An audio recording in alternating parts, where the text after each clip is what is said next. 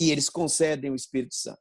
Ok, gente, vamos acrescentar nossa história para a gente chegar até o cativeiro babilônico. O que é que acontece com o culto do norte e o culto do sul? Embora eles arvorem serem o culto verdadeiro, o norte e o sul, ambos os cultos, no Gerezim e no Sião, eles se afastam da proposta de Deus. O que é o culto verdadeiro a Deus? O culto verdadeiro a Deus, quem vai escrever isso? É o profeta Isaías. O culto começa nas nossas relações de trabalho. O culto começa nas nossas relações familiares. Como nós tratamos nossas esposas, como nossas esposas nos tratam, como nós tratamos nossos filhos, como os filhos tratam os pais, como nós tratamos nossos empregados, nossos funcionários. Se pagamos o salário digno ou se fazemos a menos-valia, se atrasamos esse salário, se corrompemos a venda.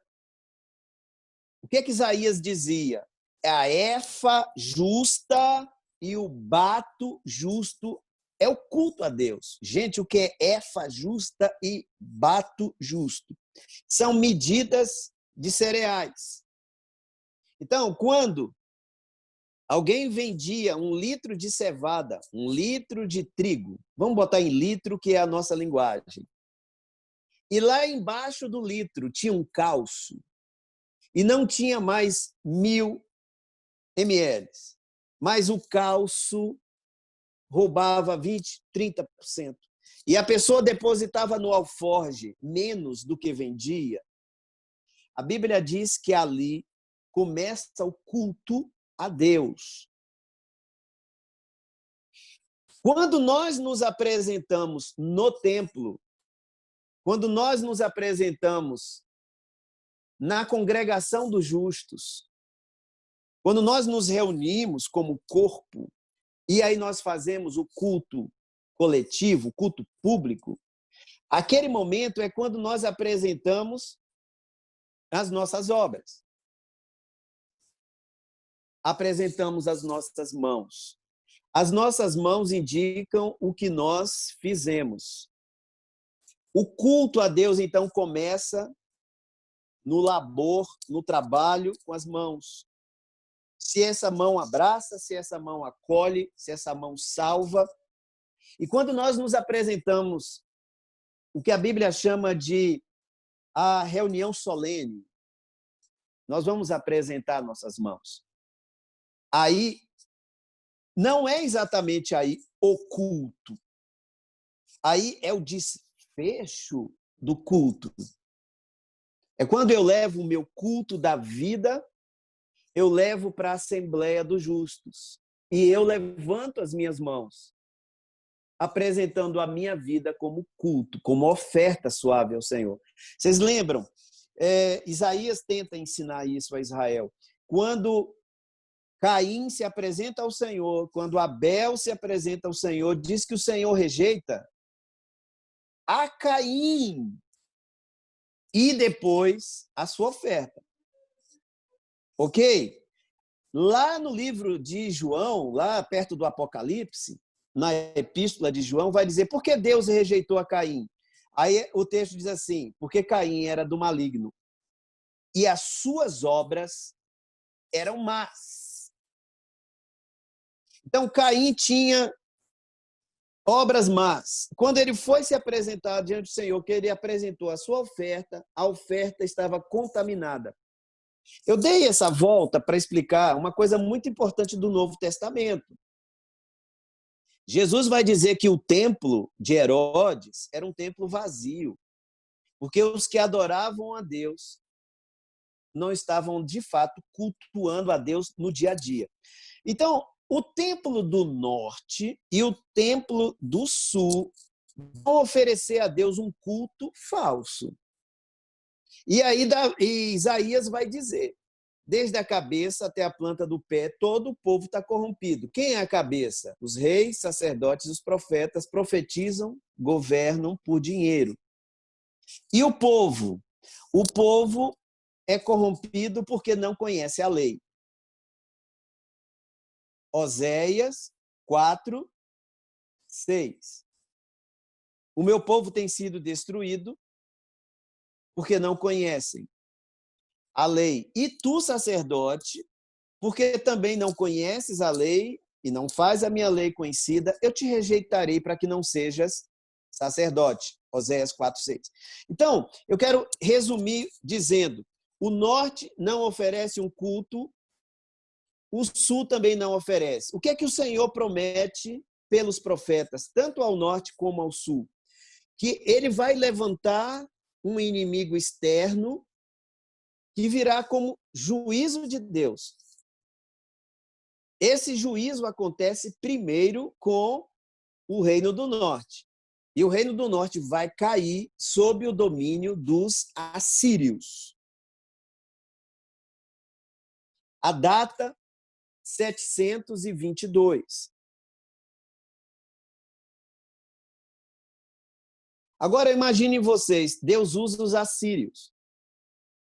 Por que os assírios? Quem sabe quem que pergunta isso? Abacuque. Ele pergunta: por que o Senhor traz os assírios? Um povo que é mais ímpio do que nós. Simplesmente os assírios matavam pelo empalamento. Empalar é fazer uma pessoa sentar sob uma haste de madeira. Então, aquela haste perfurava o intestino e saía na coluna. A pessoa ficava empalada, espetada, e ela era enfincada na terra e a pessoa morria por asfixia, morria por toda espécie de contaminação. E ele traz os assírios para julgar o norte. Os assírios entram no norte e fazem um processo muito interessante. Eles pegam o povo do norte, uma grande quantidade, e espalha pelo mundo. E pega povos estrangeiros e coloca no norte. Então, o norte, que são de Samaria, eles se tornam miscigenados. Judeus não mais puros por conta do cativeiro assírio. Isso 722. O sul confia que não vai chegar lá o inimigo. Interessante, se tem essa disputa do culto verdadeiro, quando Samaria cai pelos assírios, o sul festeja. O sul diz, finalmente agora se provou que o templo do norte era o falso. Olha que coisa.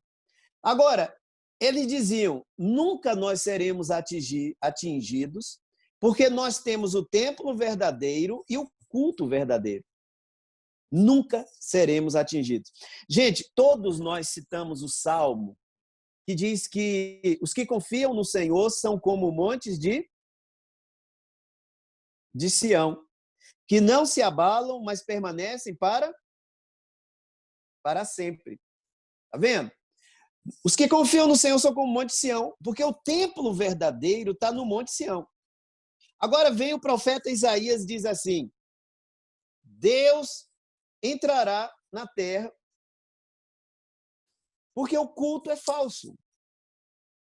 E eles disseram, nós vamos multiplicar as nossas orações. Aí o Senhor responde e diz, os meus ouvidos, eles não estão agravados, mas vocês vão multiplicar e eu não vou ouvir, porque os vossos pecados fazem separação.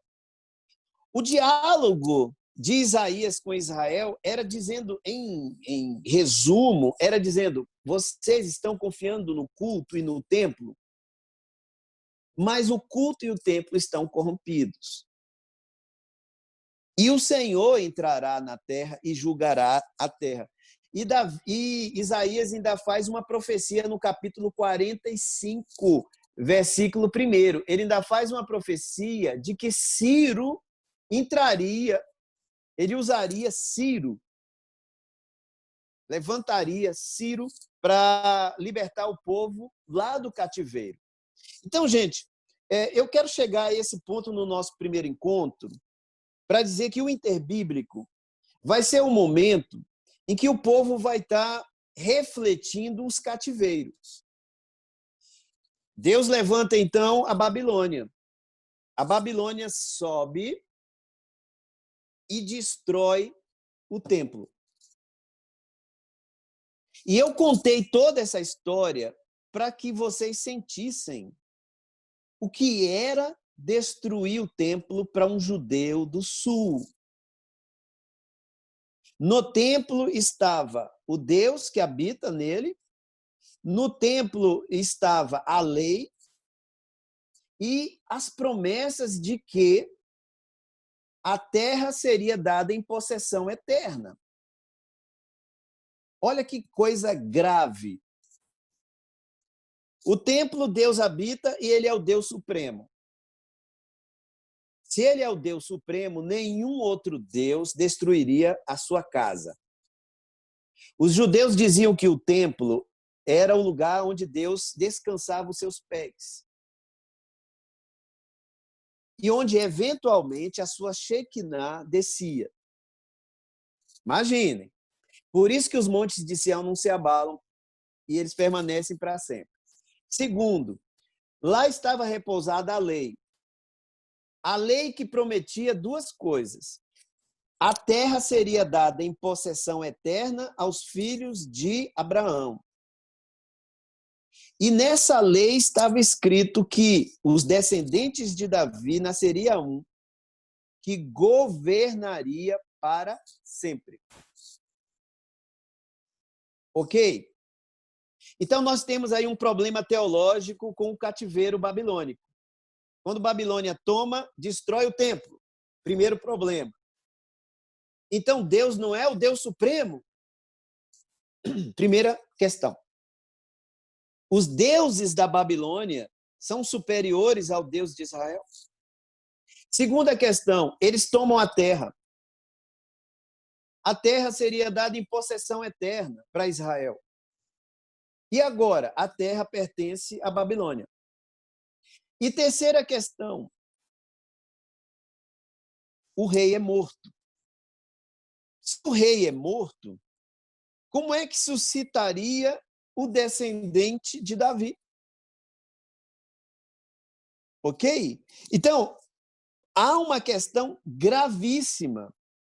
A fé judaica, ela é afetada profundamente no centro.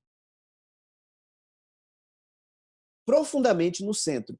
Então, gente, eu queria dizer para vocês o seguinte: o que é que vai acontecer com o cativeiro babilônico? Então, eu queria informar a vocês uma coisa muito importante que vai acontecer lá no cativeiro babilônico.